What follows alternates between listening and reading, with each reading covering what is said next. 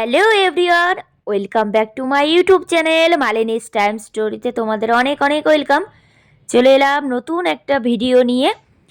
তো দেখো এখন সকাল সকাল না, এখন প্রায় 10টা 10:30 বাজে। তো রেডি হয়ে নিয়েছি, এখন যাচ্ছি একটু দরকারে বেরোতে হচ্ছে। তো তাড়াতাড়ি চলে আসবো বাড়িতে। তো যাই হোক, যেমনটা বললাম তাড়াতাড়ি চলে আসবো বাড়িতে। তো কাজ টাজ মিটিয়ে চলে এসেছি, খুব একটা লেট হয়নি। তো বাড়িতে এসে দেখি মা এই মোচা টোচা কাটছে।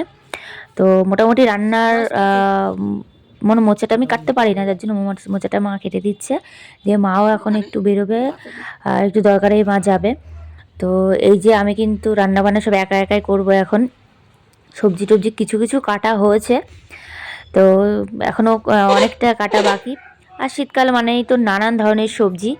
তো আজ কিন্তু বাড়িতে সম্পূর্ণ নিরামিষ রান্নাবান্না হচ্ছে। তো বলতে পারো এক হাত দিয়ে আমি ক্যামেরা করছি আর এক হাত দিয়ে রান্নাবান্না করছি, এরকম একটা ব্যাপার। তো যতটুকু পেরেছি ততটুকু তোমাদের সাথে একটু শেয়ার করেছি আমি। তো যেহেতু বললাম সম্পূর্ণ নিরামিষ রান্নাবান্না হচ্ছে আজ।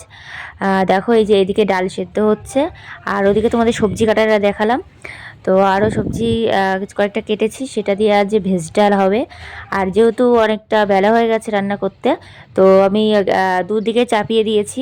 আর এইদিকে দেখো এই যে আলু সেদ্ধ করতে দিয়ে দিয়েছি, আর এদিকে ডাল হচ্ছে, আর এদিকে কিন্তু সয়াবিনও সেদ্ধ হচ্ছে। সয়াবিন আলু একসাথে সেদ্ধ করতে বসিয়ে দিয়েছি। তো ফটাফট যাতে রান্না হয়ে যায়। তো রান্না হয়ে গেছে, পরে আর ভিডিওটা কমপ্লিট করতে পারিনি তোমাদের। তো একেবারে দুপুরে খাওয়া দাওয়া করতে বসে পড়েছি, আর মাও বাড়িতে চলে এসছে। আর অনেকটা কিন্তু লেট হয়ে গেছে আজকে দুপুরে খাওয়া দাওয়া করতে বসতে আর কি। তো তোমাদেরকে শেয়ার করে নিই আজকে মেনুতে কি কি আছে। আছে হচ্ছে মোচা, দেখলে তোমরা মোচার তরকারি হয়েছে, হয়েছে ভেজ ডাল, পাঁপড় ভাজা, আর হয়েছে সয়াবিনের তরকারি। তো এটা হচ্ছে আজকে নিরামিষ আয়োজন, যেটা বললাম নিরামিষ রান্নাবান্না আজ বাড়িতে হয়েছে। তো আর আমার কিন্তু নিরামিষ খেতে বেশ ভালো লাগে আমিষের থেকে। তো বেশ ভালো করে এই তৃপ্তি করে খাই আমি নিরামিষ। তো দেখো দুপুরে খাওয়া দাওয়ার পর প্রতিদিনই ফল খাওয়া হয়। তো আজও ফল খাওয়া হয়েছে, কিন্তু আজ হয়েছে ছাদে। কারণ ঠান্ডার মধ্যে ছাদে রোদ ছিল, তো সেখানে বসেই ফল টল খাওয়া হলো সবাই মিলে। আর এদিকে দেখো গাছে পাকা পেঁপে ছিল, সেটা কিন্তু খাওয়া হয়েছে। আর এই যে বীজ কয়েকটা রেখে দেওয়া হয়েছে ছাদে শুকানোর জন্য। এই বীজগুলো থেকে চারা গাছ হবে, যার জন্যই বাবা ছাদে রেখে দিয়েছে এই বীজগুলো শুকানোর জন্য।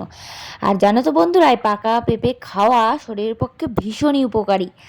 তো বন্ধুরা, আমার আজকের ভিডিওটা তোমাদের কেমন লাগলো অবশ্যই জানিও। ভালো লাগলে like comment share and subscribe করে পাশে থেকো।